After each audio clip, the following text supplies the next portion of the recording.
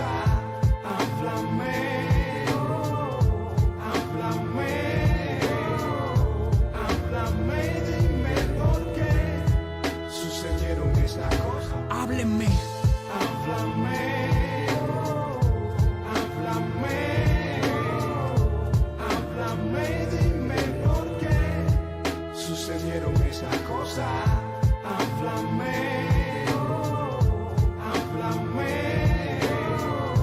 háblame, dime por qué sucedieron esas cosas.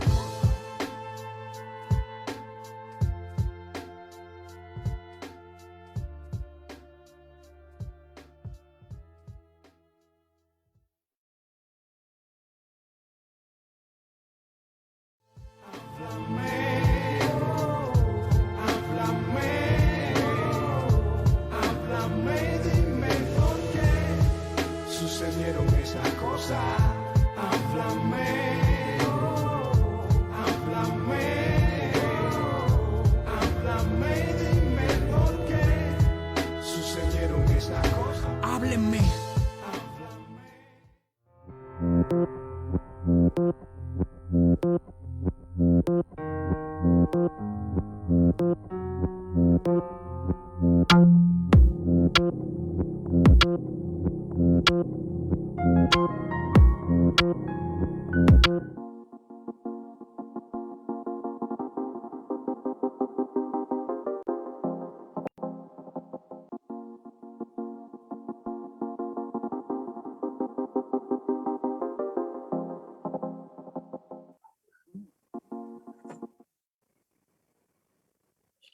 Bien, buenos días, buenas tardes o buenas noches o madrugadas. Esto es un espacio de consumo en vivo y diferido, así que cada quien lo verá a la hora que quiere y que puede. Es un enorme placer estar en esta función, este espacio de académicas, con una académica de primera línea. Académicas es un espacio del Instituto Hannah Arendt que tiene un propósito de difundir la obra, el conocimiento más sofisticado de la producción de ciencias sociales y de humanidades del mundo entero, pero especialmente con un foco en temas de América Latina y de Cuba, ¿no? Y en esta ocasión nos acompaña Elaine Acosta, que tiene una trayectoria que yo voy a tratar de resumir de manera muy rápida. Elaine es socióloga cubana, de la Cuba que vive en la diáspora y que ha tenido un contacto con su país, sin embargo, de manera constante. Elaine hizo una licenciatura en sociología por la Universidad de La Habana, una materia que alguna vez desapareció de los focos y de la currícula de las universidades cubanas.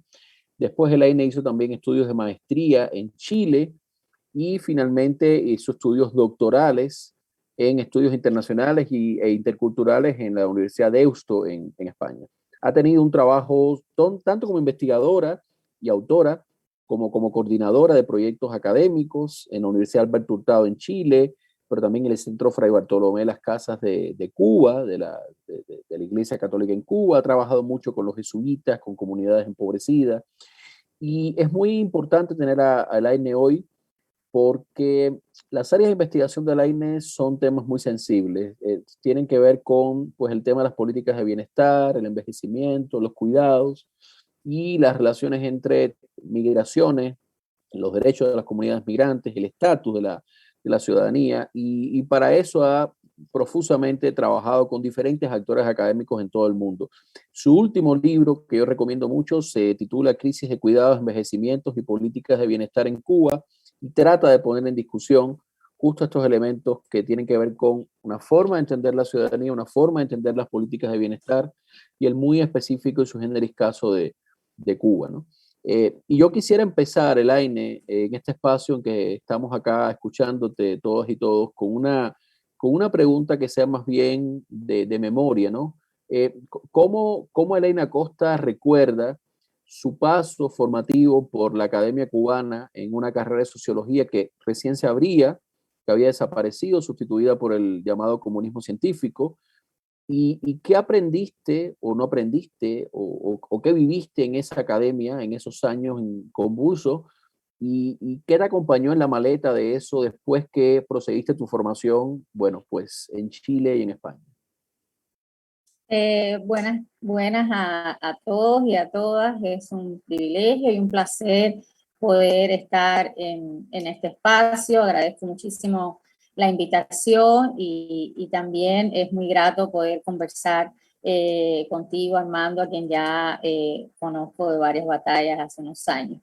Sí, el paso por la Universidad de La Habana y por la carrera de sociología en particular me marcó profundamente en mi vida profesional posterior. Yo efectivamente soy de la generación que reinicia o retoma la carrera de sociología después de estar varios años cerrada en la Universidad de La Habana. De hecho, correspondo a la primera generación del año 90 que donde reabre la carrera. Por lo tanto, obviamente que me imagino que ahí el conjunto de expectativas, dilemas y tensiones para esa reapertura eran bastante. Además, era un momento y o sea, coincidió además con un momento histórico bastante complejo, más para el caso de la realidad cubana. Estamos hablando de que estábamos empezando a retomar esta carrera con un corpus de profesores que se había obviamente desarticulado, ¿no? En varias formaciones, en varios espacios, y que además estaba todo el proceso de la caída del campo socialista, y eso obviamente era complejo para una carrera que justamente había cerrado por temas políticos, ideológicos, por ser considerada obviamente no necesaria ya para los estudios sociales de una sociedad socialista que se suponía había resuelto todas esas contradicciones sociales, y por lo tanto imagínate reabrir en ese escenario y en ese contexto. Por lo tanto, creo que como generación fuimos un grupo bastante inquieto, bastante preguntón. Obviamente la formación que recibimos, con más, con menos, tenía también las dificultades o las debilidades de una carrera que se estaba reiniciando, de un cuerpo de profesores que se estaba rearticulando, con todas las debilidades también de la formación teórica y metodológica de las ciencias sociales en general en Cuba, ¿no? Con esa alta ideologización y politización, ¿no? En el sentido más también estrecho, pero eso de alguna manera tuvo la ventaja de hacernos todavía más preguntores inquietos, pero no quita que efectivamente tuvo un conjunto de vacíos y debilidades en términos metodológicos, también que hicieron también provocar de alguna manera en mí la necesidad de continuar, de buscar otros espacios de superación, ¿no? Y de continuidad de los estudios que claramente la carrera de sociología ahí no me ofrecía. Tengo que decir que en honor también a los profesores de filosofía, en particular, y recuerdo aquí ahora al recién fallecido Emilio Chicagua, y a otros profesores que realmente marcaron también un rol muy importante en esa criticidad, ¿no? De este grupo joven inquieto de esos primeros años.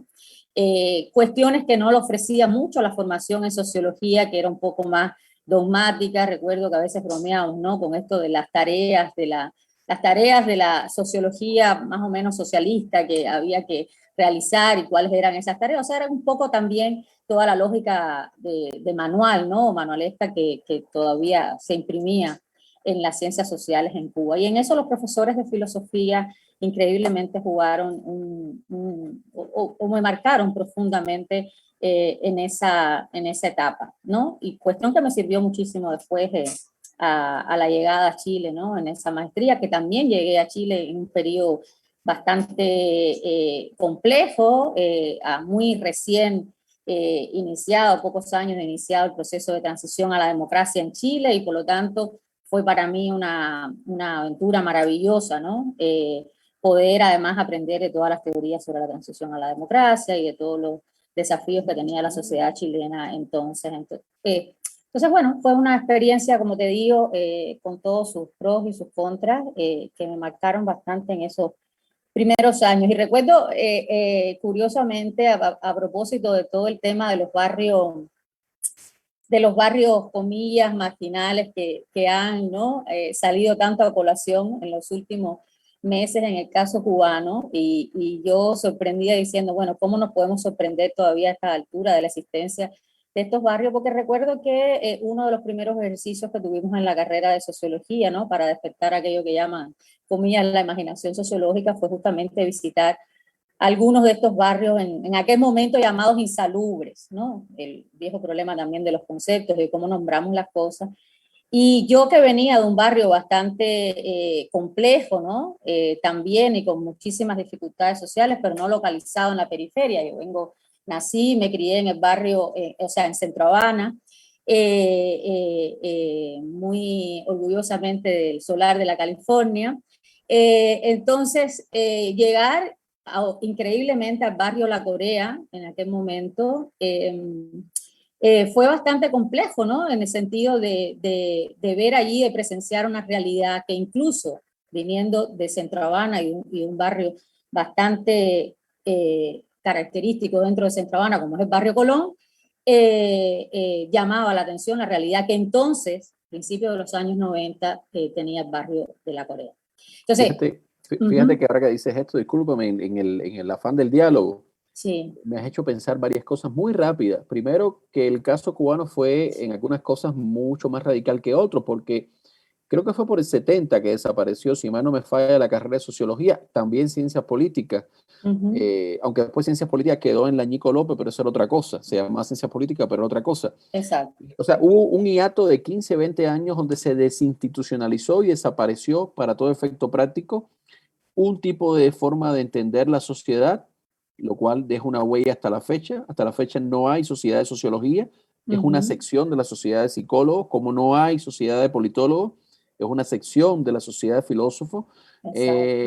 Cuando yo llegué, en los años anteriores a que yo llegué, la sociología se hacía como una especie de especialización dentro de la carrera de filosofía en los 2 últimos años, si mal no recuerdo. Eso era la salida, entre comillas, profesional que probablemente tendrían algunos filósofos. Pero bien dices tú que eso tiene ese hiato tan grande, tiene un impacto muy grande en, obviamente, la producción de las ciencias sociales en Cuba, en la formación de profesionales y en todo el desarrollo de todo un tipo de pensamiento que no estaba y no estuvo presente por muchos años. Y esos vacíos claramente nosotros los notamos durante la formación, además de cierta, obviamente, de carencias y de cuestiones rudimentarias, bastante rudimentarias, por ejemplo, para recibir los conocimientos de estadística y otras metodologías también más actualizadas, o sea, los temas con la bibliografía, y bueno, y el sinfín de sospechas que sobre la selección de temas de investigación podíamos tener y un largo etcétera, ¿no? Pero fíjate que éramos un caso, te decía, excepcional, porque por ejemplo en Polonia siguió existiendo la sociología y hubo un desarrollo importante de la sociología polaca en el pleno bloque del Este en la Guerra Fría, ¿no? Hungría también en menor medida, o sea, y Alemania un poco, pero casos como el cubano fueron de los más soviéticos en ese tema y también en ciencia política. Y esa es la sociología también un poco como más de manual que empezamos a recibir en los primeros años, y recuerdo también ahí la influencia notoria de la profesora Belia Cecilia Bóves, ¿no? Que agradecimos muchísimo con la manera en que ella entonces nos presenta, como quien dice, a Webers, al propio Marx y a otros autores clásicos que hasta entonces los teníamos vía manual, ¿no? Entonces, Belia ahí también jugó un papel importante en ese encantamiento de alguna manera con la sociología que hasta entonces nosotros estábamos solamente un poco que odiando, ¿no? Le decían crítica a las teorías sociológicas burguesas. Exacto, antes. crítica, exacto, de la teoría sociológica burguesa contemporánea. Claro, exacto, en fin. Y así creo que se llamaban, de hecho se llamaban los cursos, después no sé si cambiaron el nombre, pero los cursos se llamaban así. Después sí ya las especializaciones sí teníamos sociología del trabajo, sociología de agraria y No, pero etcétera. eso yo creo que antes que pases un poco a la etapa formativa más post-cubana, o más fuera de Ujú, Cuba, yo creo que efectivamente coincido contigo, eso ha marcado una forma de pensar la ciencia social, sobre todo en la medida que se acerca al objeto de estudio, a la política, que es lo que yo llamo una forma sin tiempo y sin sujeto. Es decir, ujú. se habla de los grandes procesos, las grandes tendencias, todo se oculta en la frase de es complejo, como si todo no fuera complejo en este mundo, pero desaparece el sujeto y el tiempo y por eso no hay ponderación de actores, responsabilidades. eh, es todo eso, ¿no? Es un análisis sin tiempo, sin sujeto, si tal cosa se puede llamar análisis.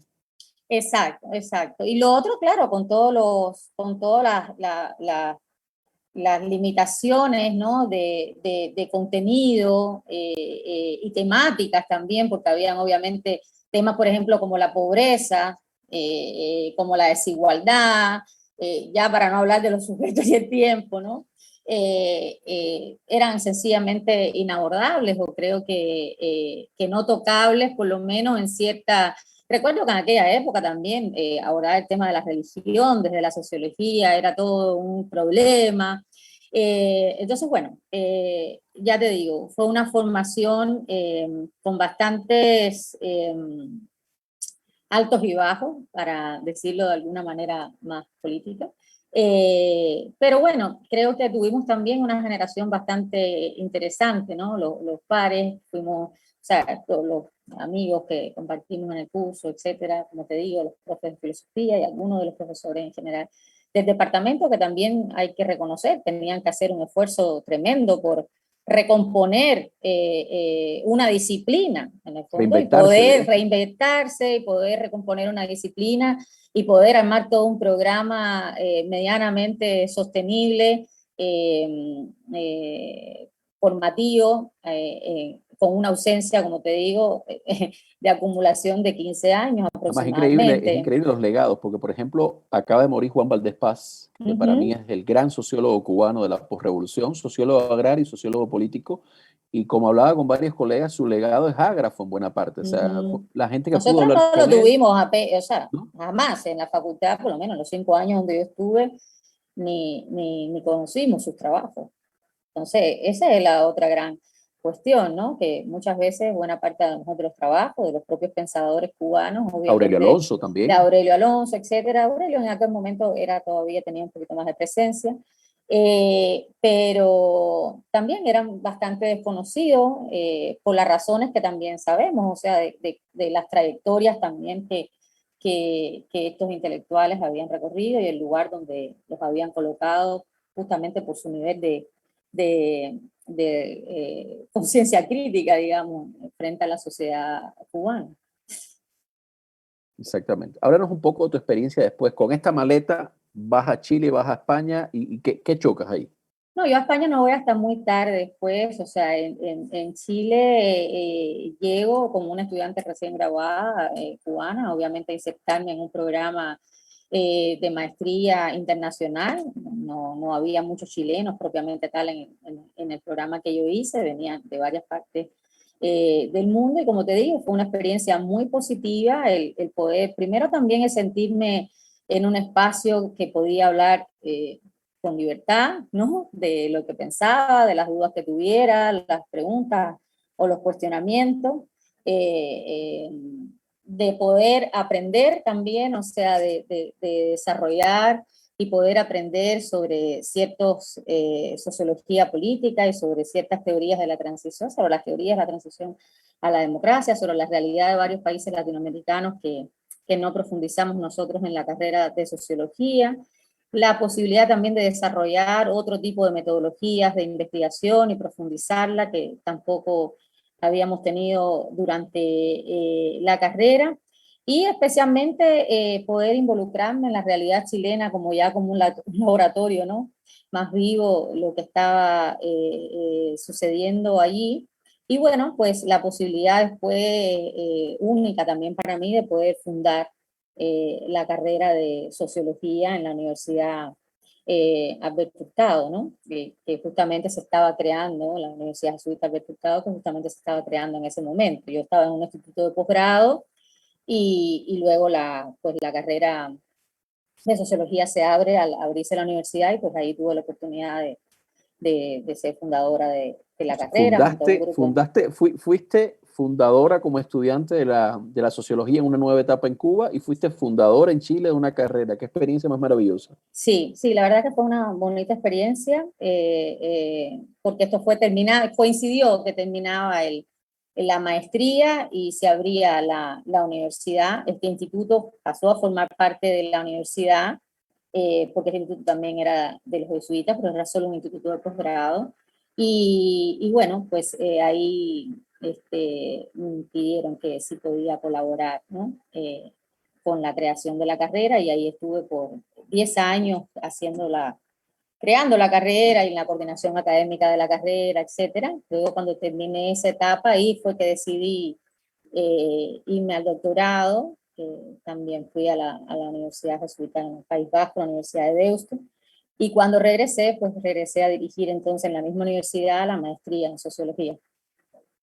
O sea que tú llegaste como una joven socióloga del socialismo real, versión caribeña, a insertarte en una sociedad burguesa de mercado, pero llegaste a una universidad con compromiso social, llegaste a una universidad Sí, sí, progresista, eso es lo digamos. que, exacto, una universidad bastante progresista en ese sentido y claro, con una posición también en general bastante crítica de del modelo que en aquel momento también se estaba implementando en Chile.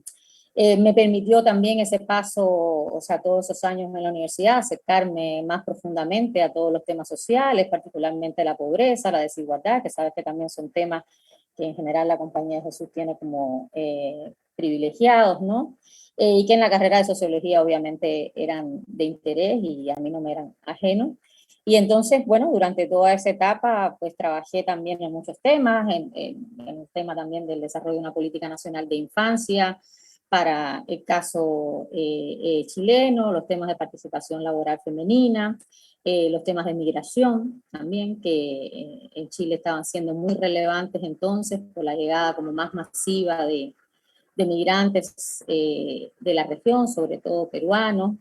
En aquel entonces, ya después esos flujos migratorios se han diversificado, se han incrementado hacia diferentes países, incluido venezolanos, Venezuela. exactamente, que han llegado en un número importante a Chile. Y bueno, creo que fue una experiencia bastante rica que me hace plantearme entonces el doctorado en los temas de migraciones femeninas y cuidados, ¿no? Y ahí hago mi tesis doctoral en España, en el País Vasco, y como te digo, luego regreso a Chile, ya también como con una iniciativa, regreso a dirigir la maestría en sociología, pero también como una iniciativa de fortalecer la investigación sobre los temas de cuidados, ¿no? Que en eso es lo que he seguido trabajando, pero cuando vuelvo a Chile también veo que, observo que el lado o la perspectiva más del tema del envejecimiento estaba menos desarrollada y entonces empiezo a profundizar en ese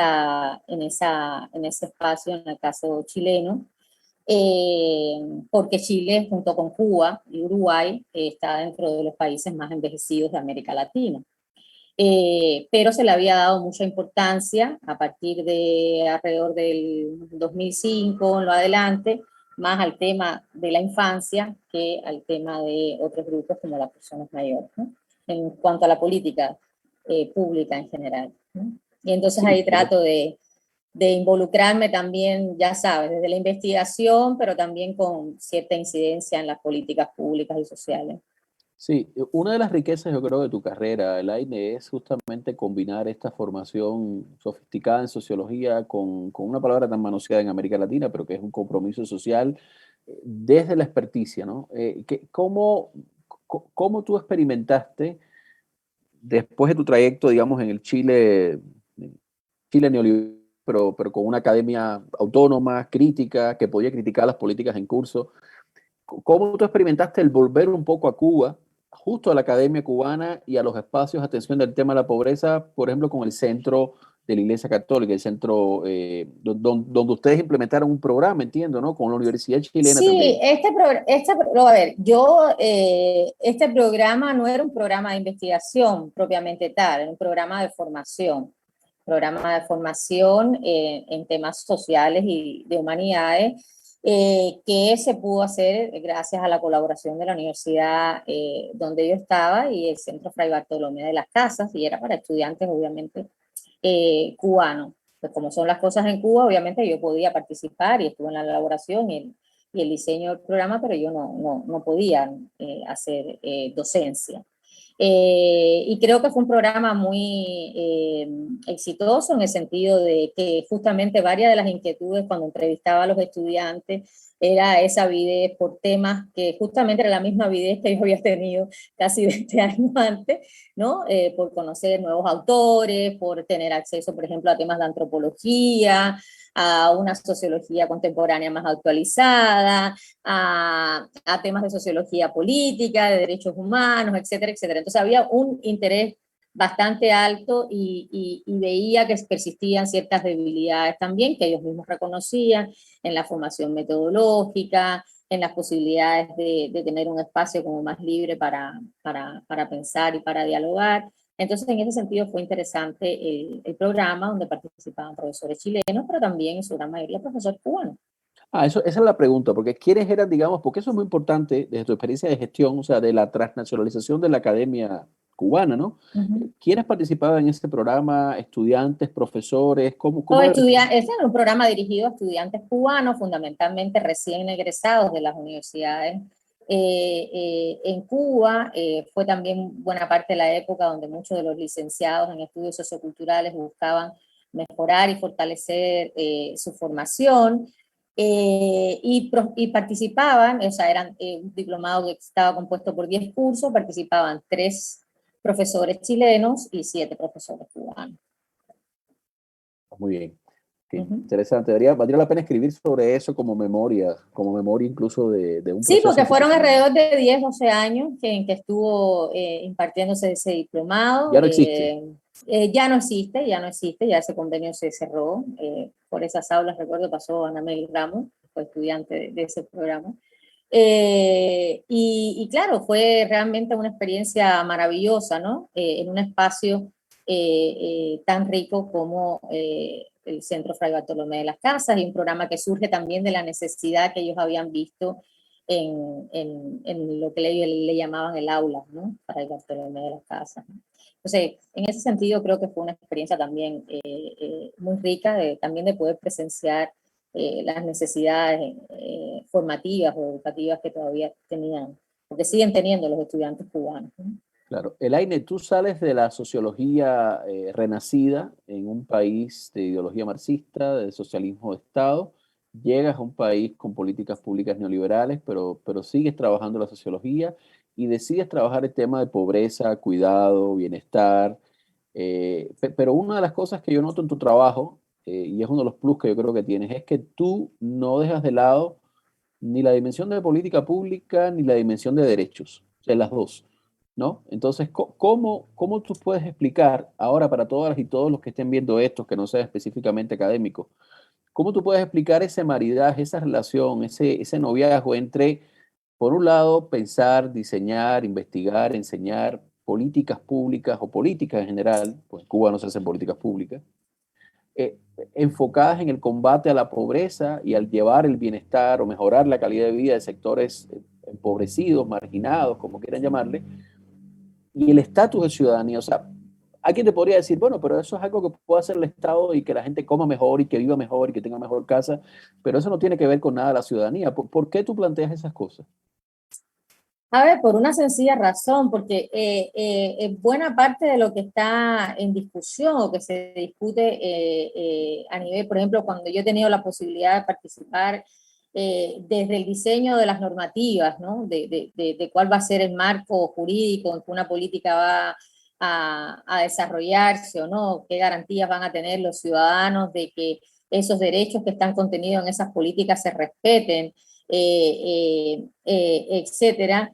Es que lo que está en juego es justamente el derecho, ¿no? Y los derechos de las personas, de cada uno de nosotros, a tener o a recibir determinadas prestaciones sociales, que no necesariamente es el Estado quien las prefigura, las diseña, y las, ¿cómo se llama? Y las envía por un, ¿no? Como muchas veces estamos acostumbrados a tener en sociedades, por ejemplo, con un control más autoritario y con un diseño más autoritario de las políticas en general, como es el caso de la cubana. Muchas veces las políticas se juegan también, o se las juega la ciudadanía en el empuje cotidiano a avanzar y a incorporar en esas políticas ciertos derechos, ¿no? Desde los más básicos a la alimentación, al vestido, etcétera, hasta otros obviamente más avanzados.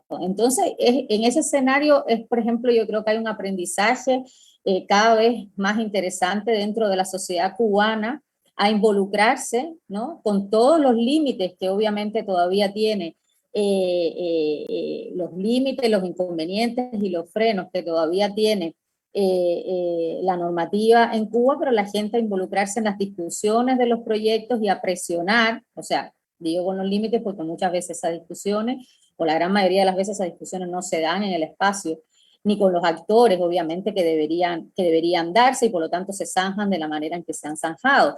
Pero aún así la gente está peleando, ¿no? Es lo que uno puede apreciar. Por ejemplo, ahora también se ve con el Código de la Familia, en los espacios donde puede, está peleando porque sus derechos sean concebidos en eso, o sea, estén ahí reflejados en la normativa, y por lo tanto después puedan ser peleados en las instancias que corresponden, aun cuando no está todo, obviamente, las condiciones sociales para que esos derechos puedan pelearse democráticamente, pero no van a estar esas condiciones dadas, o sea, no se puede esperar a eso para que peleemos por ello. Y en el caso de Chile, creo que para mí fue un aprendizaje también interesante al respecto de cómo desde la academia y desde la investigación social nosotros podíamos o sea, aportar también como un actor más, ¿no? Incidiendo en que decir, mira, está esta evidencia que indica de que esta política no está funcionando, o está mal diseñada, o está errada, y uno también a partir de uno dice, bueno, ¿para qué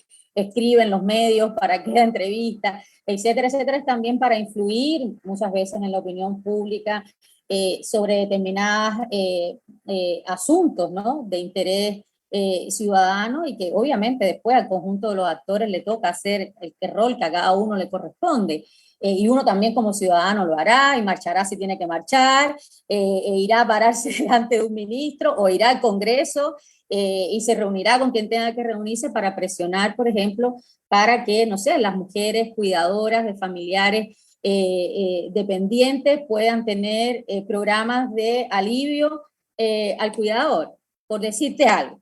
Y en ese sentido, por ejemplo, hace 10 años atrás o 5 años atrás era impensable en Chile las normativas que recientemente se han aprobado, por ejemplo, respecto de las personas que cuidan a personas, o sea, sí, de los familiares que cuidan a personas en situación de dependencia, pero se creó y se originó un movimiento social, ciudadano, de mujeres sobre todo, que cuidaban a personas en situación de discapacidad, niños o personas mayores, y ellas se fueron organizando y nos pidieron ayuda a la academia, y la academia se acercó a ella, y luego conectamos con los representantes, obviamente, en el Parlamento, etcétera, y de esa confluencia de actores se fue presionando para tener un proyecto de ley, para que recientemente se aprobara, que esa no es la solución de todo, claro que no, pero van avanzando en conquistar esos derechos, ¿no? Por los que ellas estaban luchando. Por ponerte un ejemplo, ¿no? Entonces, en ese sentido, para mí es inseparable, ¿no? Hablar de política social y no hablar de derechos. Por eso es que este observatorio que hemos creado, le hemos llamado Observatorio de Envejecimiento, Cuidados y Derechos, ¿no? Porque además en Cuba, lamentablemente, la perspectiva de los derechos ciudadanos, y en particular de los derechos sociales, justamente muchas veces porque el discurso oficial los clasifica como garantizados, como que vienen dados, conquistados por la revolución, y por lo tanto hay que agradecer que tenemos todo eso, ¿no? No está instalado como algo que obviamente hay que reclamar, hay que demandar, hay que exigir su concreción. Y si hay algo que está claro en los últimos años es que ha habido un deterioro significativo, ¿no? De los derechos sociales de las personas en Cuba, tanto a nivel del acceso a esos derechos, cuando hablo, me refiero tanto en la salud como en la educación, pero en las prestaciones sociales, tanto a nivel del acceso como de las prestaciones mismas, de los recursos que el Estado entrega para ello. Y claro, eso, el resultado de eso es lo que estamos viendo en los últimos tiempos, es el deterioro significativo de los servicios, ¿no? Y un cada vez mayor sálvese quien pueda, ¿no? Que no dista mucho a veces de ciertas medidas o paquetazos, como le llaman, ¿no? Neoliberales, como se le ha querido a veces, ¿no? Identificar a esta llamada tarea ordenamiento, ¿no? Estamos hablando con Elenia Acosta, para quienes se incorporen ahora a la transmisión y lo vean después, socióloga cubano-chilena, ahora profesora investigadora adjunta en la Cuba Research Institute de la Universidad de la Florida. Y voy a recuperar algo que acabas de decir, que es el tema de la integralidad de la ciudadanía, porque la gran paradoja justamente es esa, ¿no? Como yo recuerdo que algunos usábamos una metáfora hace unos años del tema del pacto social. Y la metáfora era un tanto simplista, yo incluso lo reconozco, porque decía, bueno, existen déficits de derechos civiles y políticos, pero están garantizados derechos sociales. Y lo que revela el proceso de los últimos 15 años es que la ciudadanía es integral, porque si no existen derechos civiles y políticos, los sociales no son defendibles y no son reivindicables, y se comete una especie de gracia del poder que te los quita cuando quiere, ¿no? Yo te escuchaba y decía, qué paradoja que un Chile que también tuvo un pasado autoritario, pero que ese autoritarismo tuvo una política específicamente neoliberal, pues hayamos asistido a un proceso que tú formaste parte de reivindicación, ¿no? De los sujetos populares de derechos sociales, usando los derechos civiles y políticos, y que en un entorno que sigue siendo autoritario como el cubano, pero que no se reclama neoliberal, tanto los civiles y políticos no hayan sido devueltos como los sociales hayan sido retirados.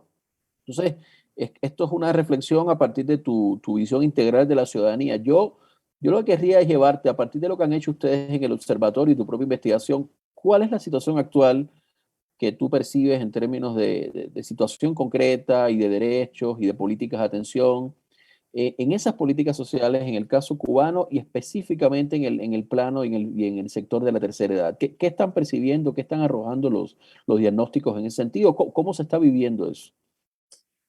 A ver, yo te voy a decir que para mí el panorama, hay mucha gente que no le gusta ser catastrofista, alarmista, etcétera, pero yo siempre digo, bueno, quienes me conocen saben que yo digo, prefiero plantear o ser realista. Creo que en este minuto la situación es grave, si no grave, gravísima, ¿no? Si nosotros pudiéramos poner en una escala. Y la gravedad no tiene que ver, porque eso es lo que se confunde muchas veces, la gravedad no tiene que ver con el aumento de la población mayor, que uno diga, bueno, es una población que efectivamente, y yo vuelvo a repetirlo aquí, Cuba es uno de los países más envejecidos de la región en América Latina. Eso quiere decir, en palabras más simples, que tiene una gran proporción de su población mayor de 60 años, ¿no? Ese segmento va creciendo cada vez más. Hoy estamos alrededor del 20% de la población mayor de edad. Eso implica para cualquier sociedad un gran desafío en todo sentido. Y cuando digo un gran desafío, no es que quiere decir que ver la vejez o el envejecimiento como algo negativo, sino significa el desafío de que hay que reajustar y hacer una serie de cambios y reajustes en las políticas que hagan sentido con el cambio del perfil de la población. No es lo mismo si tú tienes una gran, o sea, es lo que te decía el caso de Chile. Lo que nos pasa en Chile es decir, bueno, ok, está muy bien que atendamos las urgencias de la infancia, era un sector que todavía presentaba grandes vulneraciones de derechos, se había firmado recientemente la Convención Internacional de los Derechos del Niño y Chile la había ratificado, por lo tanto tenía que dar una serie de pasos ahí. Pero el mapa, el perfil sociodemográfico de Chile te estaba indicando que había una población significativa que estaba creciendo ya en ese momento y que iba a continuar creciendo y que por lo tanto iba a ser un gran desafío para la gestión del país en el sentido de las pensiones, de los sistemas de salud, para los cuidadores familiares, etcétera, etcétera. Es lo mismo que está de alguna manera ocurriendo hoy en el caso cubano. Sin embargo, muchas veces lo que vemos de respuesta del propio gobierno es pensar que frente a la solución del envejecimiento demográfico lo que tenemos que hacer son políticas pronatalistas, ¿no? O que estimulen la natalidad en las mujeres, y nuevamente ahí cargando como si este problema, ¿no? Si le podemos llamar, no sé, como este problema social, fuera una responsabilidad única y exclusivamente ¿no? De las mujeres que nos están pariendo, para decirlo en plata, ¿no? Entonces, pero este problema, pero esta situación, este panorama sociodemográfico, en el caso cubano, no se puede ver desconectado, y por eso digo que es grave, gravísima, de la crisis estructural sistémica que atraviesa la sociedad cubana, que está atravesando la sociedad cubana, en este momento, porque el conjunto de políticas, ¿no? Y de cambios que requiere poder abordar de manera sostenible este cambio, esta transición demográfica en Cuba, en este minuto está siendo prácticamente insalvable. Pero fíjate, voy a ser abogado del diablo. Te diría yo, si fuera a defender al gobierno, te diría, bueno, primero, pero América Latina tiene todos problemas de pobreza y desigualdad, ¿no? Eso te lo diría. Y segundo, te diría, pero el gobierno revolucionario haciendo un enorme esfuerzo porque siempre piensa en el pueblo. Ahora por ahí cogen este pedazo, lo cortan, lo editan y salgo yo diciendo eso. Ha aumentado las pensiones, importante, de manera importante, ¿no? Sí. Pero sin embargo, hay un aumento de las pensiones importante. Hay una América Latina que hay problemas de esto en otros países. ¿Por qué tú, usando tus palabras, eres tan alarmista en el caso cubano? A ver, estoy siendo tan alarmista porque en el caso, además, si lo ponemos en perspectiva, por eso también también hacer estos estudios en perspectivas comparadas. Nosotros, antes de este último libro que tú mencionaste, hicimos uno anterior donde comparamos políticas de envejecimiento en la región, comparando los casos de Chile, Uruguay y Cuba, ¿no? Con 3 modelos de sociedad, modelos políticos diferentes, justamente para responder un poco a esta pregunta, abogado del diablo, que tú haces. Y en el caso cubano, insisto, el alarmismo viene dado porque yo no veo a diferencia a lo mejor del caso chileno o uruguayo, un cierto plan mancomunado, ¿no? Una discusión colectiva donde puedan participar los distintos actores, incluido en ello a las propias personas mayores, que permita decir que, bueno, nosotros tenemos una política pública, social, en relación al envejecimiento poblacional. Yo creo que hoy podríamos afirmar que no la tenemos. Y no la tenemos en el medio de uno, o sea, esto se ha mencionado en los lineamientos como un problema o como un tema prioritario. De ahí en lo adelante yo he analizado muchísimo los documentos de lo más actualizados, y no solo el tema de envejecimiento, sino que lo social en general sigue estando subordinado o por allá por la cola, debajo del tema económico. Para muestra un botón, recientemente en la Asamblea, en este último periodo de la Asamblea, ¿qué vimos? En algún momento los ciudadanos cubanos vimos un informe, una rendición de cuentas del impacto grave, gravísimo, y insisto en las palabras, que ha tenido la tarea ordenamiento en el bienestar de la población cubana. No, vimos a un Murillo o a un Gil hablando, ¿no? En general, del funcionamiento o del mal funcionamiento de la tarea ordenamiento y su impacto en la economía. Pero si esto se ha traducido y cómo esto se ha traducido en el impacto en la población y en general en el bienestar de la población, y qué van a hacer las políticas sociales para poder revertir los impactos negativos que esto ha tenido, yo por lo menos no lo he visto. Si eso ha estado, yo no lo he visto. Y por lo tanto, tampoco hay espacios ni actores que desde la ciudadanía uno pueda decir y reclamar, oiga, a ver, esto no puede continuar así, ¿no? O sea, porque efectivamente no tenemos esos espacios democráticos ni la posibilidad de esos movimientos sociales para poder presionar a un cambio que conduzca en otro sentido.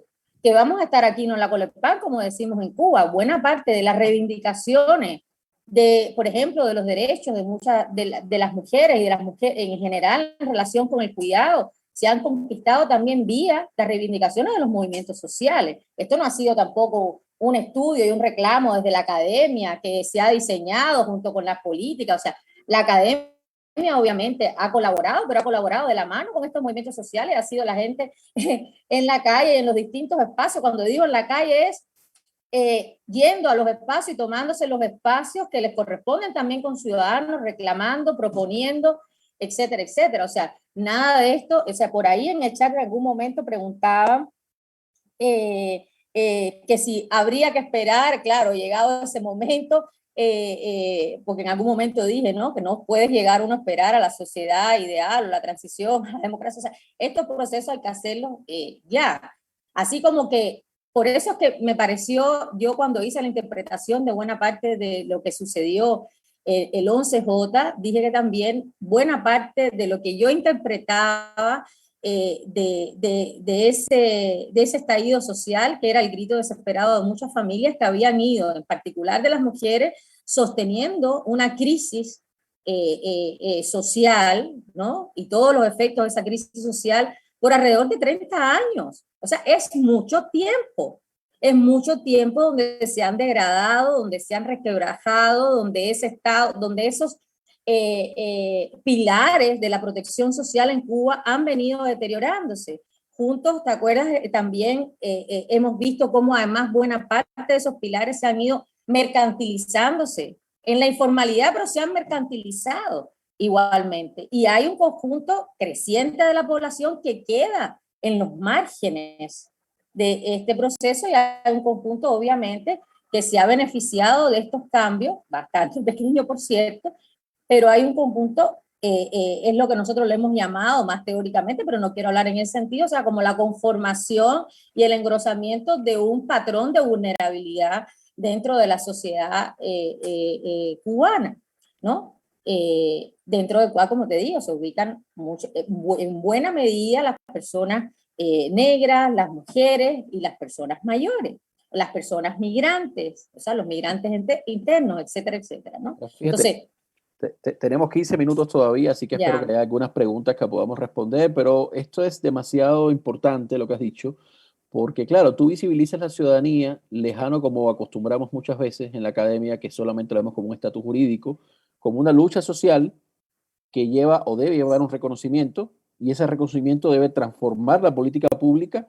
Entonces es lucha social, reconocimiento público o jurídico y política pública para atender el reclamo, la identidad, el sujeto. Lo que pasaría en el caso cubano, y esta es la gran paradoja terrible, es que por un lado no tienes un desarrollismo, digamos, autoritario a la China, en la cual tampoco te reconozco derechos, pero produzco tanta riqueza que hay una movilidad social ascendente, y los problemas siguen siendo de falta de derechos civiles y políticos, pero hay una clase media que crece. O sea, eso no lo tienes en Cuba. No tienes un proceso político que permita esta participación de los sujetos paradójicamente populares, que tu retórica dice que tú privilegias y defiendes.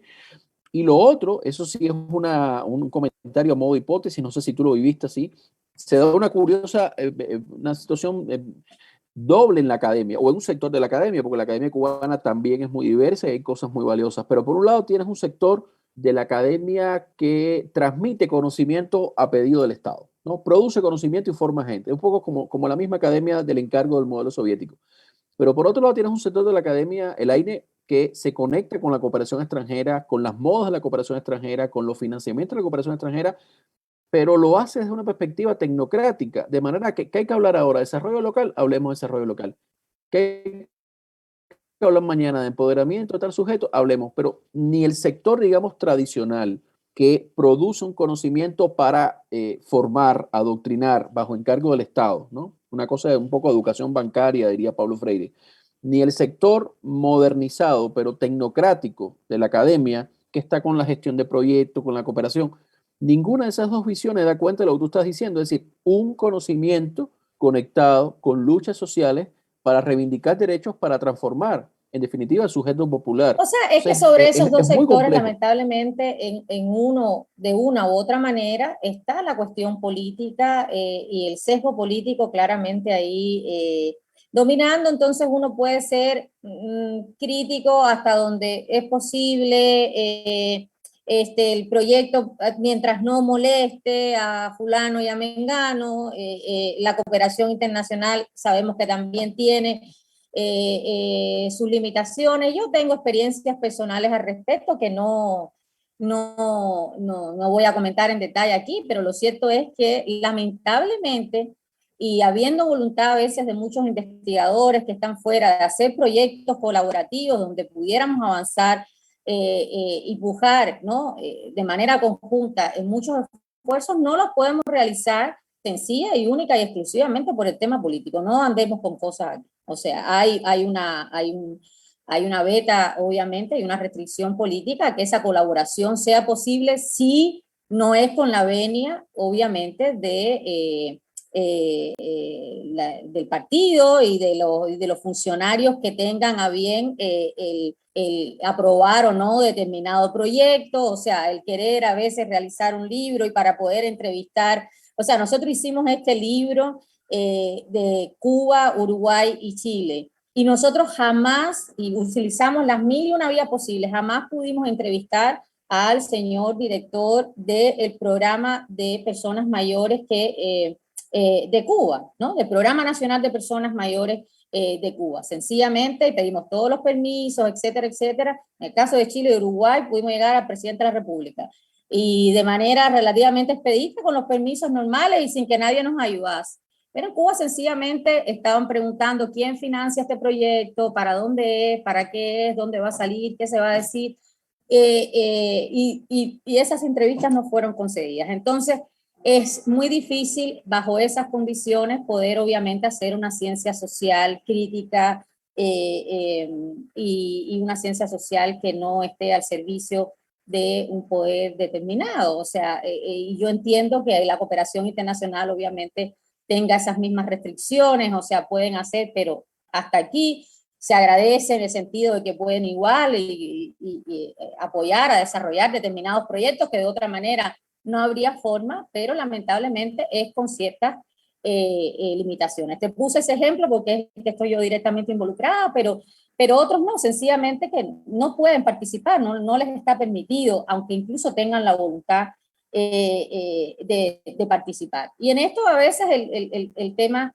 obviamente, como dices tú, del desarrollo, de los cuidados, de las personas mayores, o sea, hay también intereses ahí y recursos de la cooperación internacional que pueden obviamente ayudar a instalar y a desarrollar los temas, pero lamentablemente no con las libertades que eso merecería, ni con a lo mejor todas las presiones y alianzas que se requieren con la sociedad civil, porque tengo que decir, al mismo tiempo, nosotros hemos hecho un mapeo estamos tratando justamente de levantar las 1001 experiencias que sabemos que desde la sociedad civil no autorizada, ¿no? Cubana se están haciendo en torno al cuidado de las personas mayores, a la formación de cuidadores y un largo etcétera, como en tantos otros temas, ¿no? Y la interesante es decir, bueno, son personas que están haciendo esfuerzos maravillosos con un conjunto infinito de restricciones y que necesitamos que esos proyectos se visibilicen, que tengan los apoyos y que puedan llevarse adelante. O sea, si bien el Estado, ¿no? Por una parte, creo que por ahí lo preguntaban por el chat, ha dicho en los últimos años que ya no lo puede todo, pero el punto es que esto es como, pero el hortelano ni come ni deja comer. Usted está diciendo que no lo puede todo, pero no deja a nadie hacer nada o no le permite a la sociedad civil que pueda desarrollar esos proyectos. El otro día yo puse el post y desde Cárdenas, de Matanzas, me decían, ¿cuánto no hemos propuesto poder tener más iniciativas en programas de atención y cuidado a las personas mayores en nuestras provincias, que los podemos gestionar, que los podemos llevar adelante, que hemos demostrado que pueden ser programas sostenibles y programas de calidad? Y sin embargo no les está permitido, pero el Estado al mismo tiempo está transfiriendo estas responsabilidades cada vez más hacia la familia, que ese es el otro problema preocupante. Por eso te digo que es grave, gravísimo. Una familia que está cada vez más tensionada, y cuando te digo hacia la familia, te estoy diciendo fundamentalmente a las mujeres dentro de la familia, familias que están, como te digo, hasta el cuello porque tienen que gestionar la vida cotidiana en condiciones de sobrevivencia. En condiciones de sobrevivencia y en condiciones de que el Estado le dice, bueno, yo hasta aquí llegué ya. ¿no? ¿No? Y a los emigrados, a las Bueno, familias ajá, extendidas. familias además que si le pones el componente de migración, o sea, familias que tienen que gestionar los cuidados transnacionalmente, que no es un problema solo de Cuba, pero No. en el caso de Cuba, obviamente, esa gestión transnacional de los cuidados tiene un conjunto de particularidades que en otros países se facilita, ¿no? Porque para esas familias enviar las remesas no la tienen fácil, para hacer llegar el resto de los víveres o las cosas que se requieran tampoco las tienen fácil, más lo que se ha encarecido el coste de la vida en Cuba. Tú me hablabas del tema de las pensiones, pero Carmelo ahí hasta el infinito, Carmelo Mesa Lago, hasta el infinito ha demostrado cómo ese aumento de las pensiones nunca ha llegado a verse reflejado en la billetera de las personas mayores, porque si bien con la reforma de las pensiones ha habido aumentos significativos, el costo de la vida, y sobre todo después de la tarea del ordenamiento,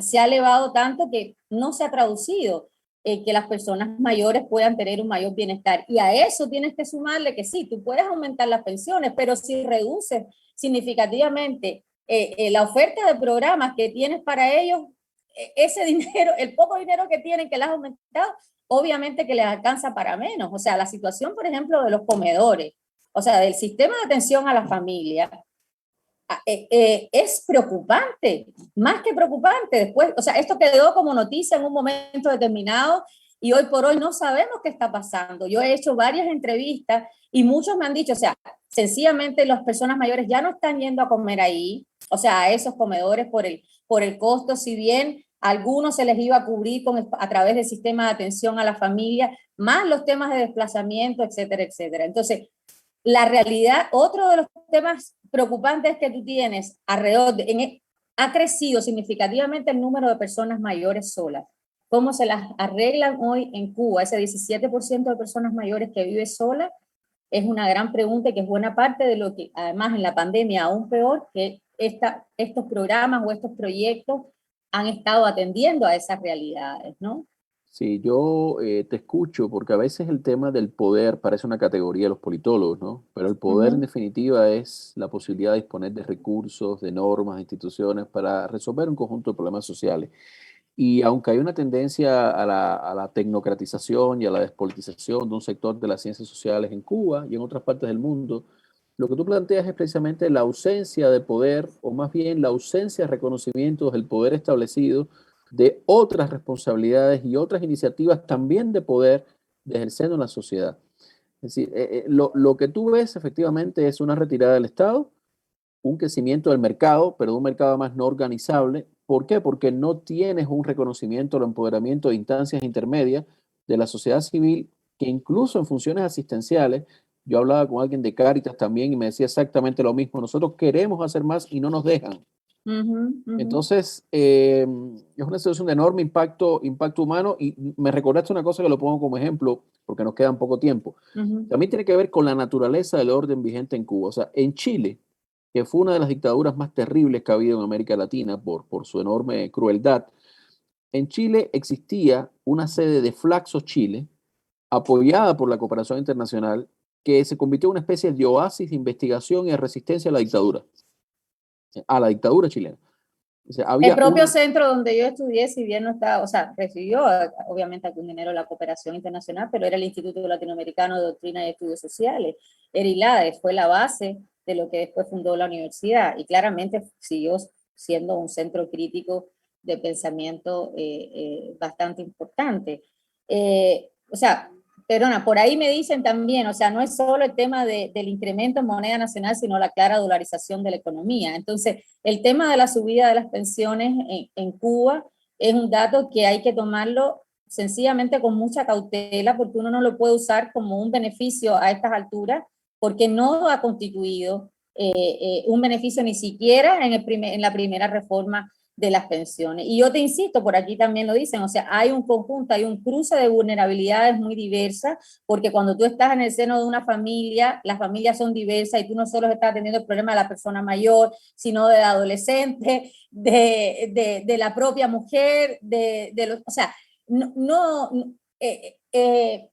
hoy por hoy creo que hay una grave crisis en general social en Cuba. Creo que esto, o sea, nos centramos muchas veces, o sea, y creo que hoy es también la expresión del drama, de la crisis política que estamos viviendo, ¿no? Entonces, creo en ese sentido que hay que no perder la perspectiva de todos estos procesos que están pasando un poco, comillas, debajo de la alfombra, y que ya instalan dinámicas. O sea, Murillo se nos ha parado delante y nos ha dicho, o sea, aquí el que más y el que menos tiene un familiar en su casa que se haga cargo. O sea, eso lisa y llanamente es lo que en otros países cualquiera, o sea, hubiera dicho, a ver, un momentito. Una Aquí responsabilización. esto es una responsabilidad social, usted no me puede endosar, ¿no? Ni como mujer, ni como madre, ni como hija, me puede endosar toda la responsabilidad a mí de Estatal y cuidado, estatal. exactamente, y la responsabilidad que también le toca al Estado. Por eso siempre hablo, o sea, en Cuba, así como tenemos que transitar hacia una democracia, también tenemos que reorganizar democráticamente los cuidados. Entonces, a mí el Estado no me puede decir, oye, arréglatelas como pueda. No, yo tengo que ser, y por eso es que buena parte cuando decía de que el 11 de julio no nos cogiera de sorpresa, es que cuántos de los movimientos que vimos y las protestas sociales incipientes, aisladas, etcétera, no eran de mujeres muchas veces por la vivienda, por el agua, o sea, porque es la expresión, como te digo, de esta crisis social más profunda de un sistema, por eso te hablo de una crisis sistémica que está absolutamente en quiebre, ¿no? Y que creo yo que no está suficientemente abordado, ni en la normativa, o sea, nosotros, si tú miras desde el punto de vista de la normativa, es una normativa que está para proteger los derechos al cuidado, que no está suficientemente actualizada respecto de las convenciones internacionales de derechos humanos, por ejemplo, de las personas mayores, pero tampoco en algunos casos respecto de la infancia, tampoco en otros en relación con las mujeres y todo el berro, como bien dicen por aquí, que se ha ido dando en relación, por ejemplo, con la violencia hacia las mujeres, ¿no? Entonces, por otro lado, desde el punto de vista de la academia, con el acceso a los datos, con la posibilidad de hacer, de hacer investigaciones, de poder consultar, de tener estudios de opinión pública, yo lo he dicho cuántas veces, o sea, ¿dónde están los estudios de opinión pública que también uno pueda decir, mira, esto es como ha estado evolucionando el tema, o sea, no es solo que los indicadores cuantitativos que ya sabemos que también nos faltan y que no son suficientes, sino qué está pensando la gente al respecto, qué siente, cómo opina, qué quiere. Tampoco lo tenemos. Entonces, en ese sentido, la ciencia social en Cuba sí, sigue estando al debe. Como dirían en Chile, sigue estando al debe. Estamos al debe. Yo no me pongo fuera porque esté fuera. Estamos al debe porque eso es responsabilidad. Así como hablamos de cuidados transnacionales, la ciencia social también se construye de esa manera, ¿no? Sí, yo no quiero terminar porque ya estamos llegando al final y seguramente si hay alguna Correcto. pregunta o algo que quieras precisar, pero sin enfatizar que a pesar de todo, y no es la nota positiva, porque el panorama que has presentado es desolador, porque es realista y porque es informado, es desolador, que sin embargo tú mencionabas que hay iniciativas, ¿no? Bueno, esta es una iniciativa de educación cívica, la de académicas, la del Instituto Hannah Arendt, hay otros espacios que están intentando cosas.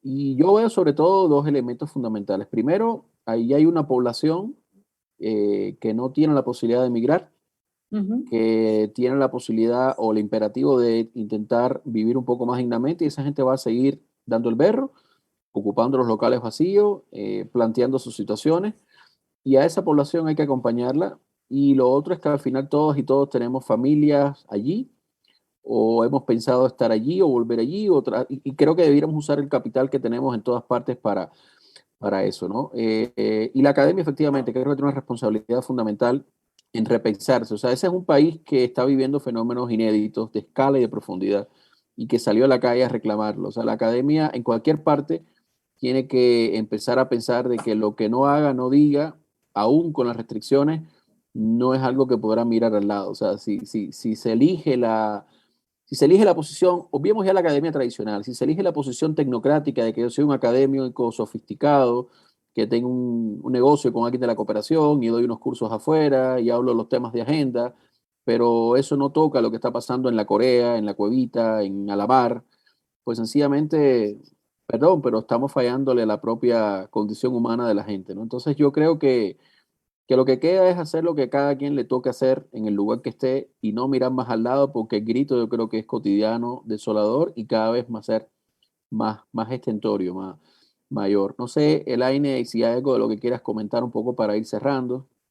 No, o sea, este es un tema que obviamente da para mucho, yo no quiero abusar de tiempo. Lo que hemos tratado o estamos tratando de hacer desde Cuido 60 como un observatorio de envejecimiento, cuidados y derechos es justamente poder seguir reflexionando sobre estos temas, pero sobre todo tratar de hacer un esfuerzo de documentar, ¿no? Las vulneraciones de derechos, de poder mapear los servicios de cuidado. Muchas veces no sabemos ni siquiera aquellas pocas cosas que existen, dónde están, quiénes las ofertan, a quiénes está dirigido, cómo me puedo acercar a ellos. En ese sentido también puede ser un servicio útil para la comunidad y tratando también de construir junto con los distintos proyectos que hay desde la sociedad civil, poder conocer cuáles son sus realidades, cuáles son sus necesidades, cuáles son sus visiones. Creo que de manera conjunta con la academia, sistematizando eso, también creo yo que es una manera de poder fortalecer, ¿no?, ese tejido de la sociedad civil, poder vincularlo, poder aprovechar, ¿no?, hacer sinergias, ¿no?, y aprovechar los conocimientos y los aprendizajes desde abajo, como digo yo, que muchas veces la academia no toma suficientemente en cuenta. Entonces, creo que hay que aprovechar todo ese tejido asociativo que se ha ido construyendo en estos últimos años y también poder apoyarlos en términos de acceso a información, a recursos bibliográficos, a presentación de proyectos y ese tipo de cosas, que es también lo que pretendemos hacer desde Cuido 60. Y por otro lado, queremos también darle una voz a las personas mayores, a las personas que cuidan, que tengan como un espacio, ¿no? Y ahí hemos inaugurado un blog que se llama La Voz de los 60, justamente para que las personas que estén interesadas puedan enviar sus escritos, etcétera, ¿no? Y ahora lo último que tenemos, que estamos haciendo un concurso fotográfico y un concurso de cuentos para narrar las distintas experiencias y expresiones de cómo envejecer en Cuba y las realidades que la gente está viviendo, ya sea a través de una fotografía o a través de un breve cuento, ¿no? Y están las bases en nuestra página web y creo que ahí puedes mostrar al final un par de videitos chicos que, que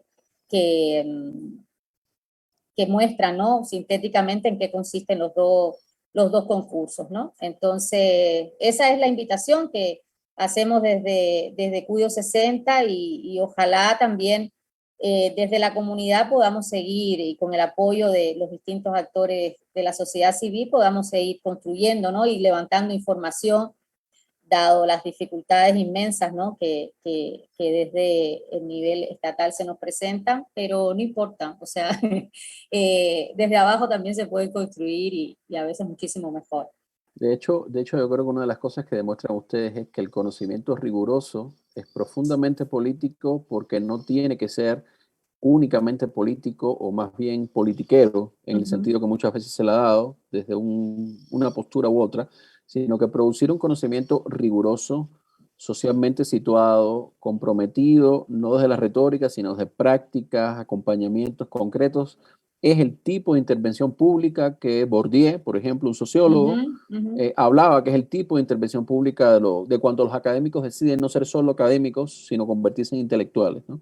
Y yo creo que es una de las cosas más valiosas, Elaine, que yo te agradezco que nos hayas compartido hoy con todo el público de académicas y también con el trabajo que están haciendo en Cuido 60, en lo que sigue. Además, toda esta información de ustedes es de acceso público, ¿verdad? Estos trabajos que están haciendo. Totalmente de acceso público. Tenemos nuestra página web que se llama así mismo, www.cuido60 .com, y en la página hay un espacio para el blog y también hay un espacio para el mapa de servicios de cuidados, así que si hay alguna organización o proyecto comunitario de la sociedad civil que no esté reflejado en el mapa, que ojalá nos pueda enviar su información y nosotros poderlos incluir en el mapa, porque esperamos que en algún momento las personas se puedan informar también a través de ese mapa de qué servicios pueden utilizar y a dónde pueden recurrir cuando no tienen otra fuente de información, ¿no?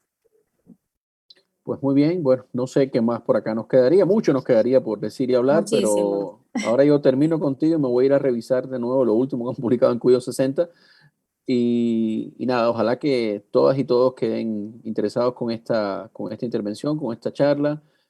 Ojalá que las personas, los colectivos, los y las académicos, nuestros pares también se vinculen con todo esto más allá de los permisos y más allá de las ganancias. Yo creo que en Cuba tenemos demasiado Estado y cada vez tenemos más un tipo de mercado, pero tenemos poca sociedad civil. Entonces, hay que avanzar a eso, hay que avanzar a un modelo en el cual hay el Estado que se necesita, el mercado que se necesita, pero también la sociedad civil y la sociedad y la ciudadanía que se necesita. Entonces, bueno, agradecer a todas y a todos esta compañía hoy y espero que podamos entender mejor la Cuba que está y que viene, para bien y para mal, desde el trabajo de Laina Costa y su equipo de investigación. Muchas gracias, Armando, muchas gracias, Einstein, por la invitación y bueno, estaremos viéndonos por ahí, dando el berro, como siempre. Dando el berro. Hasta luego. Hasta luego.